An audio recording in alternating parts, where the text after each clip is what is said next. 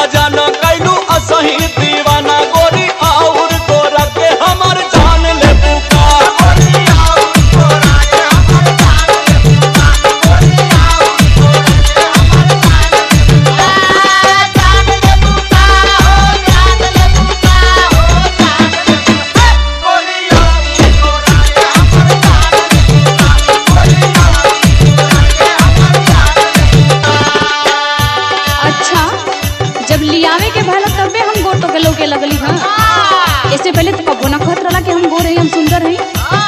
अरे तो ऐसा बटले बाड़ू तो कहे के कौन जरूरत बा। अच्छा कि कंजूसी ना करत रहा। अरे नहीं हो तोहर कसम। और सुना इतने कमी ना बा भाई हम बताओ तनी ना काहे के कंजूसी करत रहा। बोला बोला सुना बोला।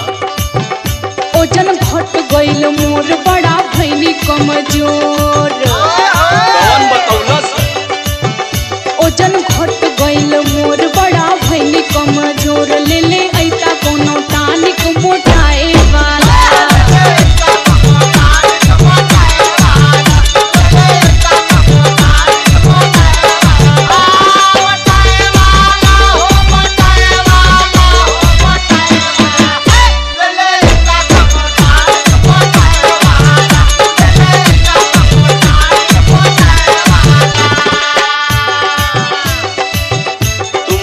के फेरा में पड़ल हो और का तोहार वजन वैसे ही बढ़ गइल बा और मोटाए के कहतड़ू।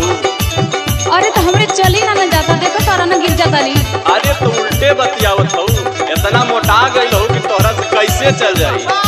फैट बढ़ गइल बा तोहार कंट्रोल करा। सुना है बात बोला बोला। बाड़ू 70 के पार जो खवनी कई बार। हाँ भी है कहबा। बाड़ू 70 के पार जो खवनी कई बार गोरी और मोटा के हमर जान लेबू।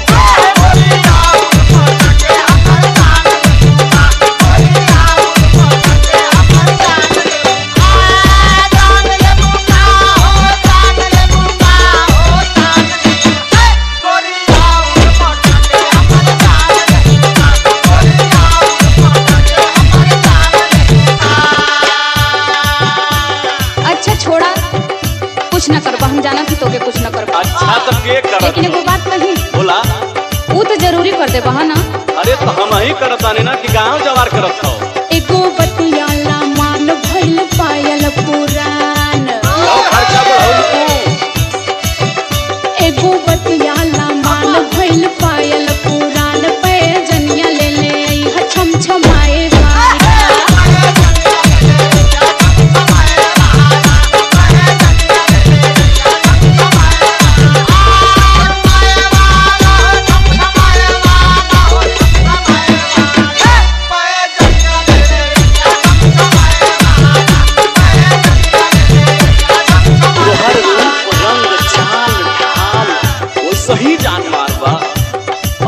से काहे इतना टीटी में बतियाओ तू तो हमार जाने ले बुका।